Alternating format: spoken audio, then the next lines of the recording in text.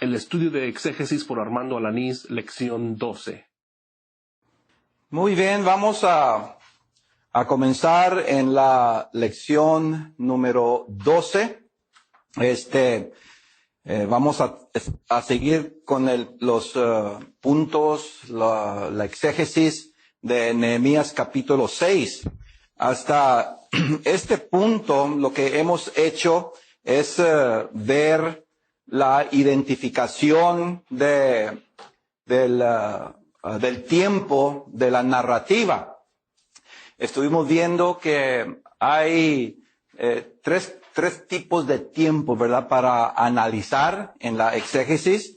Vimos el tiempo cronológico, vimos el tiempo cualitativo y vimos el tiempo gramático. Creo que esto está bastante claro. Lo que vamos a ver en esta clase va a ser todavía a continuación del punto anterior, pero vamos a estar viendo la identificación con los personajes. La identificación con los personajes. Ustedes pueden ver ahí en la pantalla, hago la pregunta, ¿cuáles son los personajes de Nehemías capítulo 6? ¿Alguien tiene una idea? Porque ya hemos leído este texto. ¿Cuáles son algunos personajes que me pueden decir ustedes? Oye, hay Sanbalat, Tobías, Gesem. ¿Qué es otro nombre para Gesem? Bueno, sí, otro nombre. Gasmu. Según la evidencia bíblica, Gasmu y Gesem son las mismas personas. Parece que uno es un nombre nacional y el otro es un nombre familiar. ¿Quién más podemos decir son personajes? Ahora, cuando hablamos de personajes, recuerden que hemos estudiado que en una narrativa hay codificadores y hay decodificadores, ¿verdad? Lo que estamos concentrándonos más que todo en este momento, en esta pregunta, es todos. ¿Quiénes están involucrados aquí? Cuando hago referencia a la narrativa específicamente, entonces me refiero a los personajes que están escritos allí, ¿verdad? Cuando me refiero a la narrativa generalmente, pues esto incluye hasta nosotros. ¿Quién más? Entonces, ¿cuál es otro? Ok, Nehemías, porque en el versículo 1 dice que yo, ¿verdad? Cuando oyeron esta verdad, bueno, dice, ¿cómo? Sí,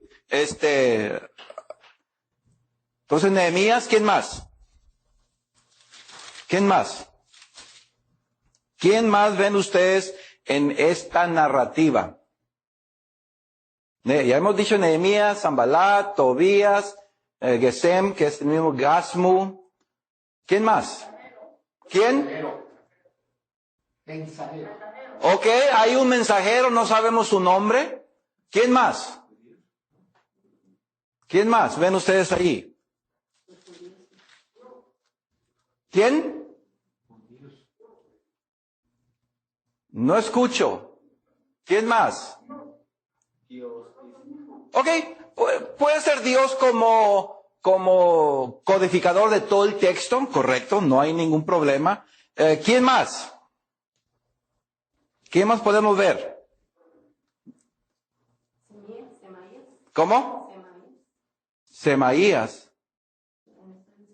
Estamos solamente del versículo 1 al 9.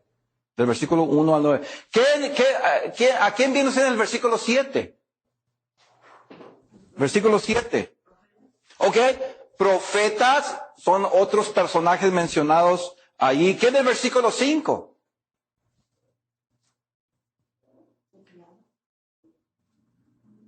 ¿Quién está ahí en el versículo 5? El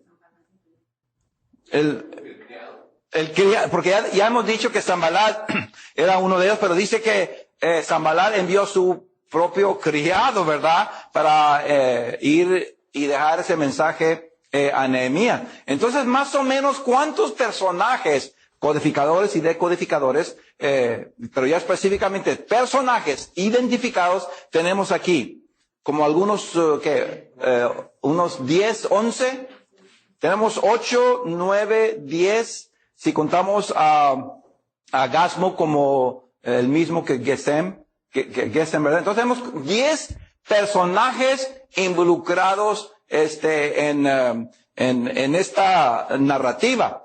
Por lo tanto, noten ustedes, aquí puse yo los personajes involucrados. Ahí pueden ver, Nehemías es uno de ellos.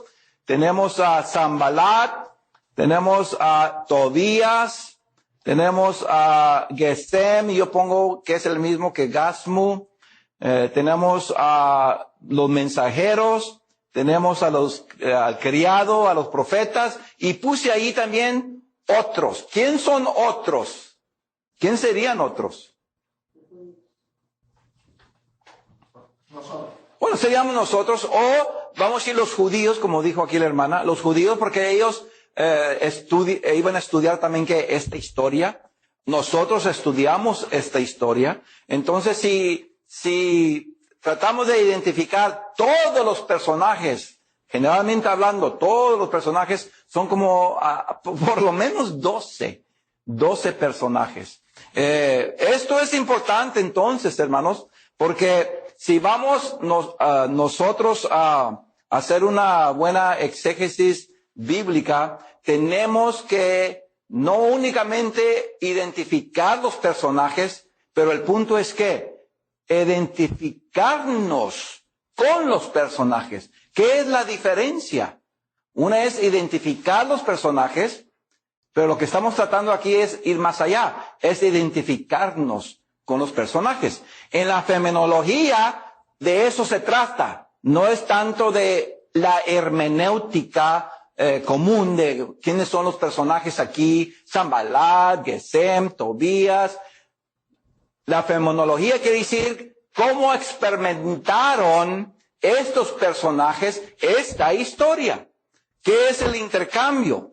Por lo tanto, el intérprete debe de colocarse en la narrativa como si fuera parte de ella.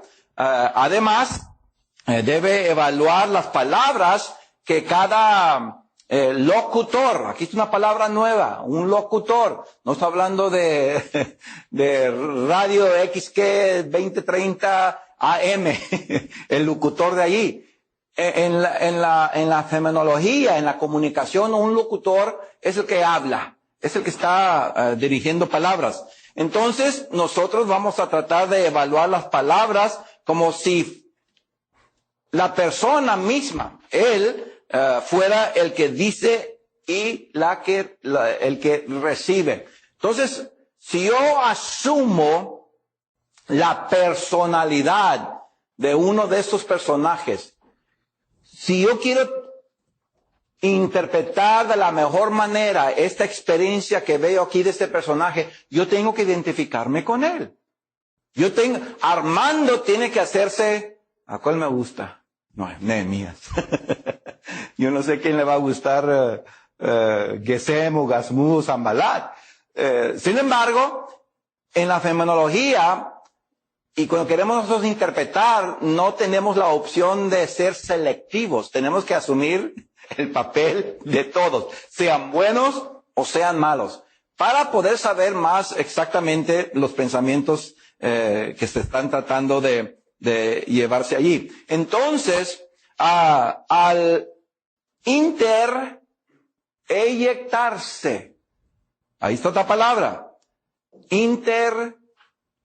eyectarse, el intérprete en la historia de la narrativa, esta persona entonces, el intérprete, puede apreciar su presencia como si estuviera allí y ver más intelectualmente el panorama ambiental y social y también divino, hermanos, del texto. ¿Qué estamos tratando de experimentar nosotros como intérpretes? No solamente la definición de palabras o el significado de palabras, pero ¿qué es lo que está experimentando esta persona aquí?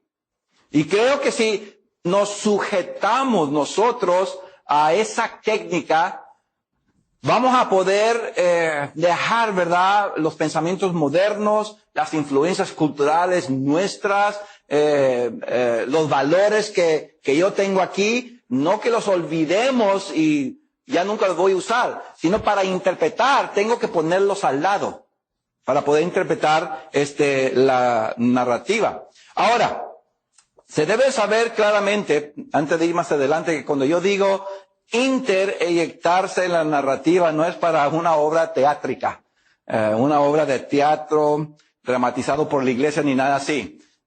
No piensen que estoy yo enseñando aquí para que haya un grupo en la iglesia que mientras el predicador está predicando, hay un grupo acá dramatizando. Hay iglesias así. Bueno, esos son ellos. Yo no estoy hablando de eso en la análisis que estamos estudiando aquí bíblica de la narrativa. Estamos hablando que nosotros vamos a ¿qué? Intereyectarnos en la narrativa para poder, hermanos, tener una interpretación mejor del texto. No es para una dramatización, sino es para una interpretación de la narrativa. Quiero que se quede eso claro, porque sí ha habido en ocasiones que me han llamado, me han hecho una llamada o me han escrito algo. ¿Estás tú aprobando que se hagan dramatizaciones en la iglesia? Absolutamente no. Aquí estamos hablando de cómo enseñar, ¿verdad? Esta narrativa en una manera, hermanos, que sea mucho más eficaz. No se trata de nada de lo anterior, dramatización ni nada así. Primero, si yo quiero entonces identificarme con Nehemías, vamos a tomar a Nehemías como primer ejemplo. ¿Quién es Nehemías? No puedo yo leer allí Nehemías capítulo 6, o todo el libro, pero estamos específicamente en el capítulo 6. No puedo yo, como intérprete de la fenomenología, nomás decir Nehemías. Yo tengo que saber cómo era Nehemías. No sé cómo hablaba, me doy una idea. No sé cómo se veía físicamente. Conozco sus pensamientos y conozco su experiencia con otros personajes aquí en la narrativa. ¿Qué sería esa experiencia? ¿Cómo se sintiera? ¿Cómo fuera yo si Armando es Nehemías allí en la narrativa? ¿Qué me pueden decir ustedes? Miren, no puedo ser Nehemías, no puedo intereyectarme en el personaje de Nehemías si no sé ni quién es. ¿Quién decimos nosotros que es Nehemías? ¿Quién es Nehemías? ¿Verdad? ¿Verdad que no es posible? Si yo digo, quiero que ustedes se intereyecten su persona y la sustituyan con la de Nehemías, lo primero que tengo que yo saber es quién es esta persona. Si yo pregunto, Agustín, ya no es Agustín, eres Nehemías. ¿Quién eres tú? Nehemías. ¿Y qué dice Agustín? ¿Verdad? O Andrés, ya no eres Andrés, ya eres Nehemías. A ver, dime algo de ti, Nehemías. ¿Quién es Andrés? ¿Verdad, hermanos, que no es posible? ¿Qué voy a tener que hacer? Voy a tener que estudiar este personaje. Porque no únicamente quiero saber que era un líder que ya dice aquí estaba dirigiendo la reconstrucción del muro en Jerusalén, pero esto no es nada. Si yo quiero saber más de Nehemías y saber más cómo era como persona para yo también experimentar eso en el texto, en la narrativa, tengo que saber más. Noten en la pantalla. Ahí tenemos a Nehemías. Noten ustedes la identificación de Nehemías. Fue un alto funcionario en la corte de Artajerjes. Noten ustedes, Artajerjes, aquí se llama el primero Longímano. Más o menos como el 465, 424. En Nehemías capítulo 1, versículo 11, se sabe que fue copero del rey en Susa, ¿verdad? Eso sí, ya es del texto bíblico.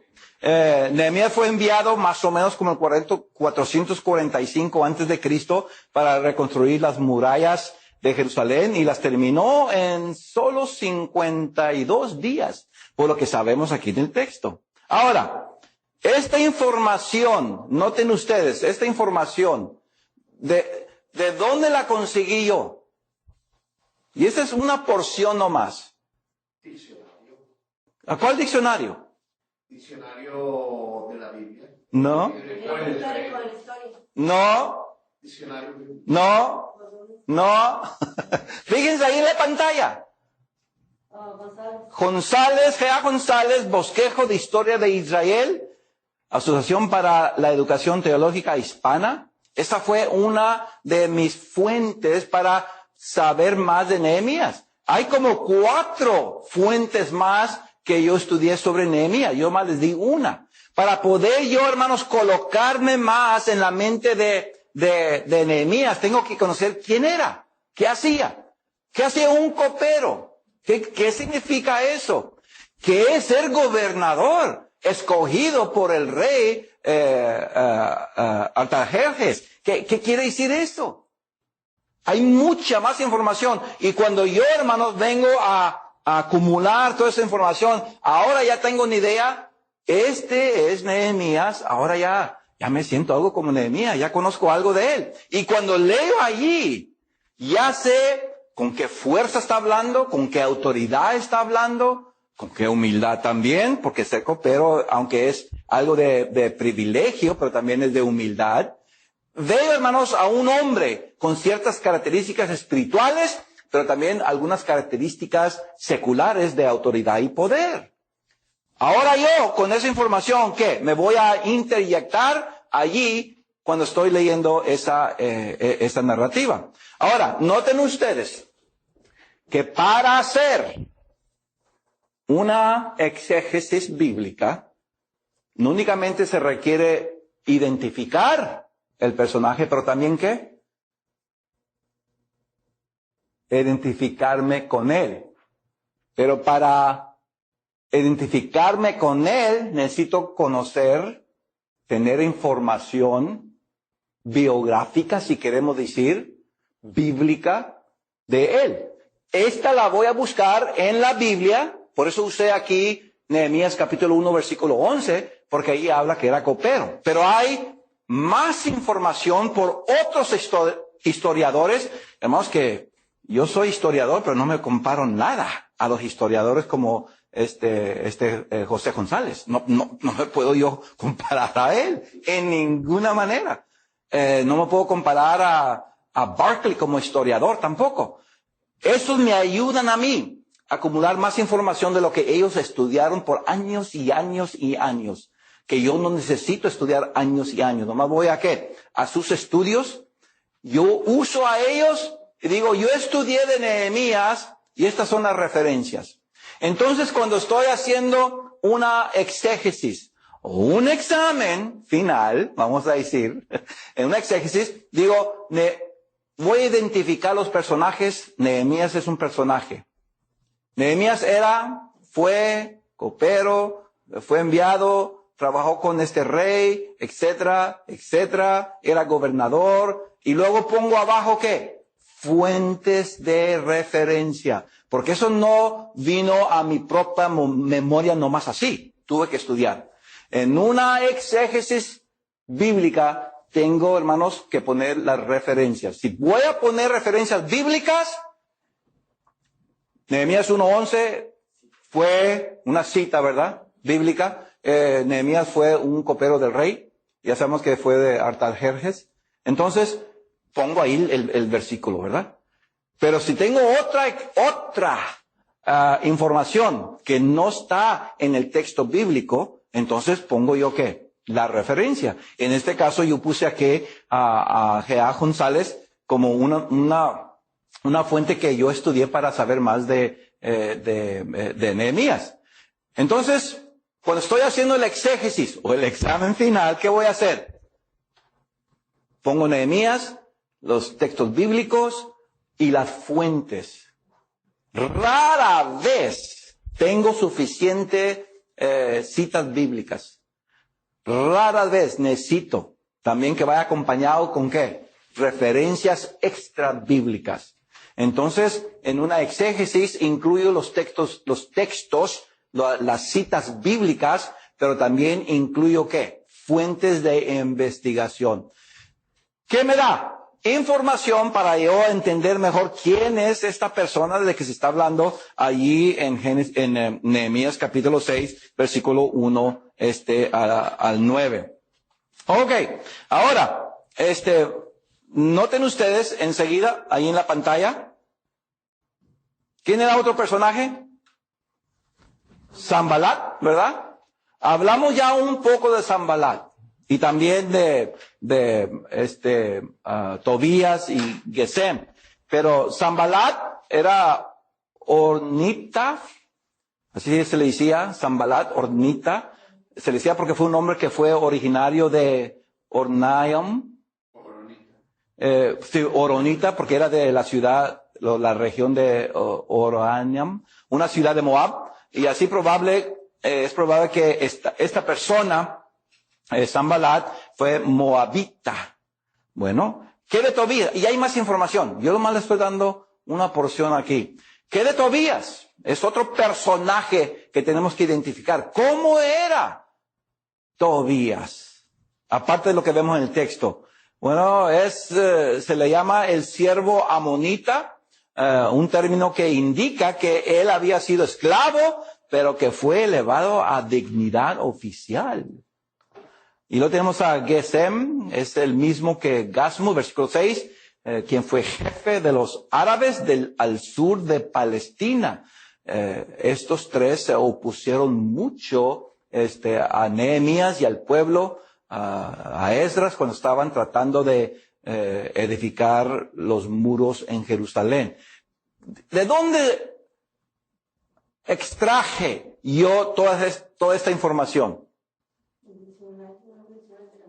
A ese sí es nuevo diccionario de la Biblia, de Lockhart, es de editorial, allá en Miami. Ok, ¿por qué puse yo esa fuente de investigación?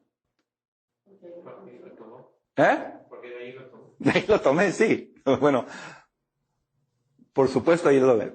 Es que esta es parte de la exégesis fenomenológica. Quiero que noten algo.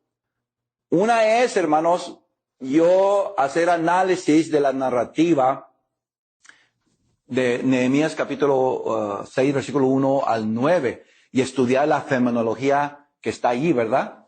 Pero a veces voy a fuentes de investigación, ¿y qué estoy estudiando cuando hago esas investigaciones de fuentes extra bíblicas? ¿Qué es lo que estoy estudiando? No es la experiencia o la narrativa de quién, de otro escritor. En este caso aquí es Lockhart, ¿verdad? Para regresar ahí. Toda esta información, más que todo, yo la vine a extraer de los comentarios que da este hombre en su nuevo diccionario de la Biblia. Pero esto que se escribe allí, casi es palabra por palabra. He hecho algunos cambios ahí, pero casi palabras por palabra de lo que está escrito ahí en la pantalla que puse allí, son palabras de quién? De Lockhart. Ahora yo tengo que hacer un análisis no únicamente del texto bíblico, pero también de qué? De la narrativa de otra fuente. Y es lo mismo. ¿Cómo sé yo que este Lockhart dijo lo que dijo? ¿Cómo sé yo que no está equivocado? Si ustedes van al nuevo diccionario, él también da fuentes de referencias. Una regla para mí, hermanos, cuando hago exégesis o investigaciones, es que si una persona está escribiendo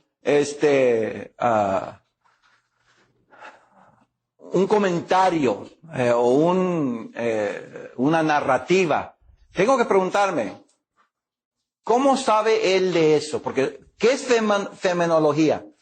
La experiencia de esa persona. Es una experiencia, no estar escribiendo de lo que se ha estudiado y investigado, de historia o de una persona así. Esa es una experiencia también.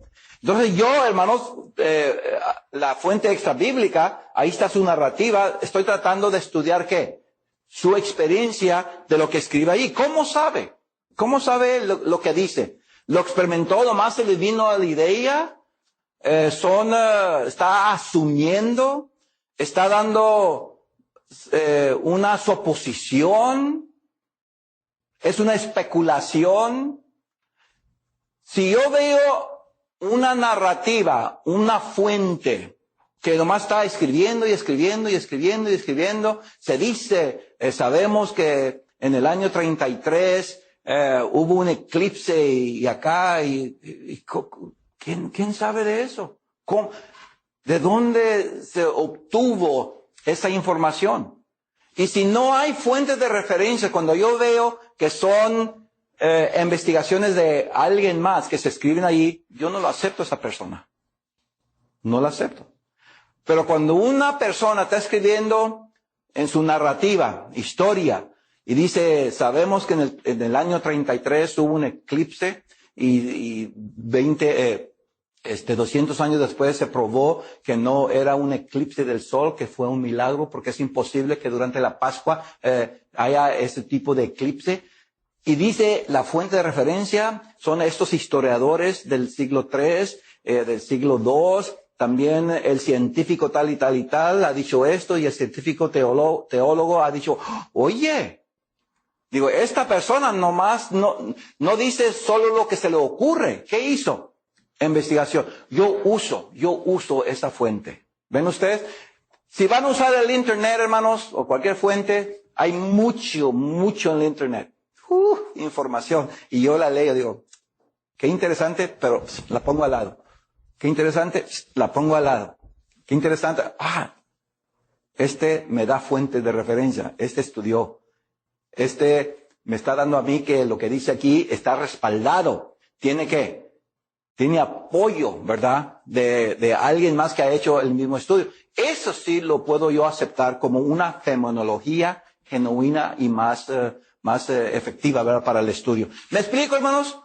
Estamos hablando aquí de un proceso de identificar los personajes, cómo identificarnos con los personajes, y la única manera es investigar los textos o fuentes de referencia. Si uso fuentes de referencia, buscar aquellas fuentes que ellos mismos han hecho una investigación. Su experiencia de lo que escriben, hermanos, no es nomás por casualidad o nomás lo que se le viene a la mente. Hay apoyo detrás de ello. Ese es exégesis, hermanos. Qué diferente es, ¿verdad?, a dar nomás una simple clase o una predicación. Pero toda esta información, hermanos, puede ayudar mucho en una predicación para que sea bastante eficaz. Ok, ¿quién es otro personaje? Vamos a seguir aquí. Noten ustedes la pantalla.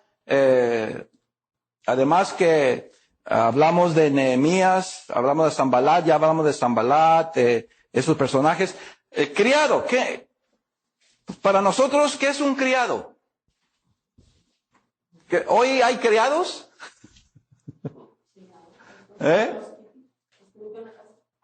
Así se le llama, criados, a los que limpian la casa. Entonces yo voy y veo una persona que anda limpiando la casa. ¿Tú eres un criado? ¿O tú eres una criada? ¿Qué me van a decir? No. No trabaja aquí, así, ¿verdad? Pero noten ustedes, hermanos, que un criado, bíblicamente hablando, puede ser un niño como un adolescente, un asistente en una casa como un delegado soldado del rey en el ejército. ¿De dónde obtuve yo esa información? Ahí está. Es el Theological Workbook of the Old Testament. Es un un manual teológico del Antiguo Testamento por Harris, Archer y Walkt. Bueno, estos eruditos, estos historiadores dan buena evidencias, y casi todo lo que ellos concluyen viene por apoyo histórico, gramático. Entonces es una buena fuente para tener. Pero otra vez, si yo hablo entonces de un criado y yo me pongo ahí en esta narrativa, ya identifiqué que hay un criado, ahora tengo que identificarme con él. ¿Cómo sería yo como criado? ¿Soy el criado de quién? ¿Soy el criado de quién? ¿De quién? No se vayan así. Concéntrense en la narrativa. De Sanballat. No es el criado de Dios, no es el criado de Nehemías, no es el criado de nadie. Es el criado, como dice la Biblia, es el criado de Sanballat. ¿Cómo sería esa persona? Joven. Era de una edad de responsabilidad, entonces ya es de adolescente. Acuérdense que adolescente, hermanos, yo sé que hay diferentes interpretaciones de adolescente. Yo uso adolescente en el sentido del desarrollo psicológico, que puede ser de edad 12 hasta 25. Entonces, hay otros que dicen, no, hombre, un adolescente es 13, 14, 15 años de edad. Está bien, no hay ningún problema. Yo estoy usando, ¿qué? Adolescente en sus términos del desarrollo psicológico, 12 a 25, muy diferente.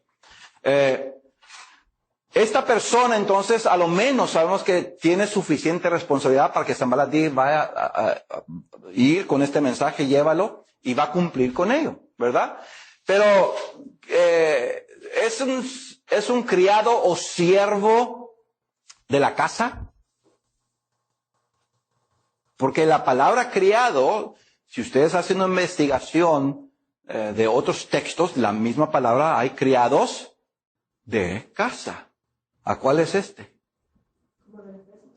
Creo que tiene que ver con el ejército, o más bien específicamente de un gobernador. Si estudiamos los gobernadores de los tiempos de esta narrativa, nos damos cuenta que había criados personales, de que hacían diligencias para los gobernadores.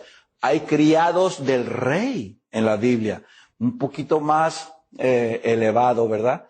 Pero sabemos que en un tiempo este esclavo, sea de casa, o sea de gobernador, o sea del rey, en un tiempo era ¿qué? Esclavo. ¿Qué es un esclavo? Un esclavo no tiene casi nada de derechos, ¿verdad? ¿Qué dice la definición de Lockhart aquí? ¿Qué dice? Asistente en una casa como un delegado soldado del rey en el ejército. Me da a entender, hermanos, que por lo menos delegado soldado del rey, un delegado soldado del rey, me da a mí a entender que no es tanto como esclavo, sino ya ha llegado a ¿qué? A un nivel un poco más alto. ¿Qué relación tendría con otro de los personajes aquí?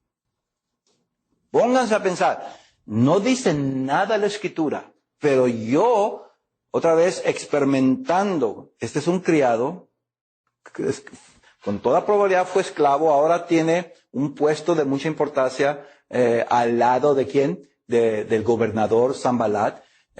¿Quién más podríamos decir nosotros? ¿Quién es otro que se puede, dentro de aquí? ¿Quién es otro que posiblemente tenía un puesto así? Tobías, exactamente. ¿Ven ustedes, hermanos? Sé que Tobías, históricamente, estaba a un nivel de esclavo y llegó a ¿qué? a una posición de dignitario, vamos a decir, de importancia. Pero veo también criado que con toda probabilidad llegó al mismo estatus, ¿verdad? Militar o vamos a decir oficial del rey Sanbalat. ¿Cómo se asociarían estos? Muy bien, muy bien. Si yo soy ese criado y aquí está Tobías, sería uno de mis mejores amigos. O de los peores, porque a lo mejor, bueno, a lo mejor va a confiar más Sanbalat en Tobías que en mí. Si hablamos de Sanbalat, cuando veía a Tobías, que es uno de sus amigos, y vemos a este criado, que es criado de Sanbalat, y aquí está, yo soy Sanbalat, veo a Tobías, veo a mi criado. ¿Cómo lo veo? Como yo lo veo en esta narrativa, como ustedes lo ven, así va a experimentar la relación este criado con Sanbalat y Tobías. ¿Cómo ven ustedes Sanbalat? ¿Cómo trata a Tobías y cómo trata al criado? ¿Cómo creen ustedes? No dice nada la Escritura, hermanos, pero ¿qué son los pensamientos aquí? ¿Qué son los sentimientos? ¿Qué es el comportamiento? Es lo que estamos analizando. Estamos nosotros tratando de llegar a unas conclusiones. Si yo sé que Tobías un tiempo fue esclavo, ahora tiene un puesto de dignidad, y aquí está el criado que con toda probabilidad también fue esclavo y ahora tiene este puesto de delegado del rey gobernador Sanbalat. Y aquí está Sanbalat, ve a los dos. ¿Quién tiene prioridad? ¿Quién es el que tiene más amistad? Mejor relación. ¿Quién creen ustedes? ¿A cuál? ¿Criado o Tobías? Uno dice el criado. ¿Cuál tendría? Yo soy Sanbalat, ustedes son Sanbalat. Vean a Sanbalat, ustedes son Sanbalat. Vean a Tobías aquí y vean al criado. ¿Dónde hay más amistad? Más relación, según la narrativa. Tobías. Uno dice el criado, otro dice Tobías. Indudablemente, él envía una carta abierta con el criado, o sea, tiene bastante... Sí. Pero no estamos hablando tanto de la acción. Estamos hablando de relación. Si yo pongo el nombre Tobías, porque son tres personajes bien unidos. ¿Qué quiere decir? Que Sanbalat, Tobías y Gasmu, wow, son bien unidos. Acá el criado es muy importante, pero no se le menciona su nombre. No se llama Jezabab, ni Elihab, no se nombra nada. ¿Tenía nombre el criado? Claro que sí, pero no tan importante para ponerse allí. Entonces vemos que, hermanos, si yo soy Sanbalat, yo sé que tengo aquí dos personajes que tratan conmigo, ¿verdad? Pero yo veo a Tobías un poquito más alto en las interrelaciones. ¿Cómo llegué a esa conclusión? Poniéndome, hermanos, en la mente de Sanbalat, viendo que hay un criado aquí que lleva mensajes y viendo que hay un Tobías que tiene casi las mismas características de nacimiento y desarrollo después. Eso es interesante. Bueno, ahora, siguiendo aquí, noten ustedes, otro personaje sería ¿quién? Los profetas, ¿verdad? ¿Quién son profetas? Si ustedes se ponen ahí como profetas, ¿quién son los profetas? Había también profetisas. Ya estudiamos en la clase anterior sobre profetas, ya tienen ustedes una idea. Un profeta fue un líder seleccionado por Dios específicamente que afirmaba poseer una inspiración divina. Esta selección puede ser individual, que hace Dios con una persona, o puede ser colectivo, donde Dios inspira a un grupo que se llaman hijos de los profetas. Primera de Reyes, capítulo 20, verso 35. Esta información es interesante porque según lo que vemos nosotros de profetas, hay profetas que seleccionados individualmente, donde Dios selecciona a un profeta. Elías, Isaías, los profetas menores, los profetas mayores, pero también hay ¿qué?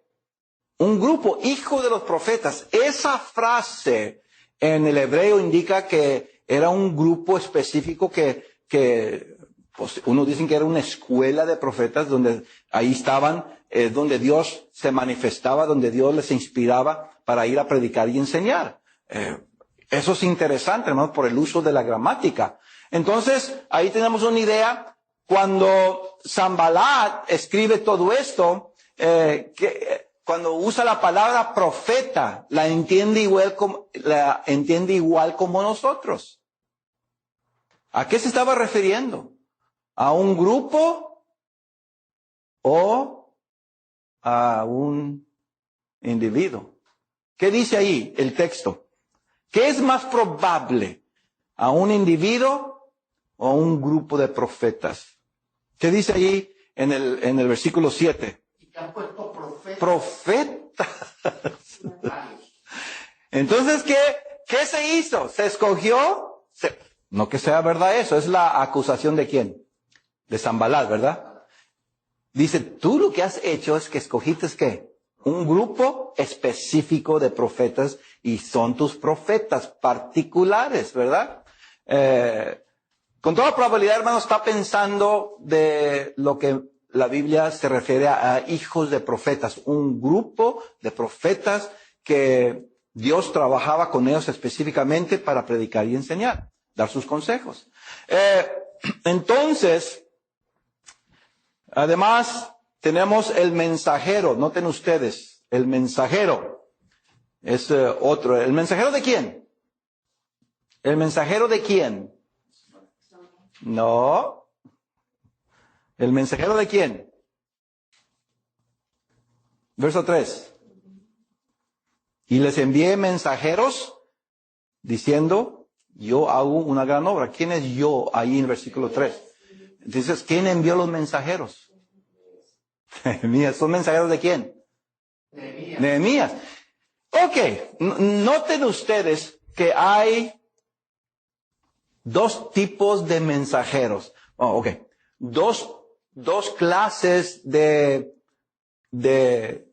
personas que transmiten los mensajes. Uno, el que transmite el mensaje a Nehemías se le llama criado. Los que transmiten mensajes a Sanballat, Tobías y Gesem se les llama mensajeros. ¿Por qué usó el escritor de esta narrativa? ¿Por qué no usó criados? ¿Qué son mensajeros? Fue de más respeto e importancia que el criado, no únicamente porque llevaba información de autoridad, pero también tenía la función de agente de vigilancia.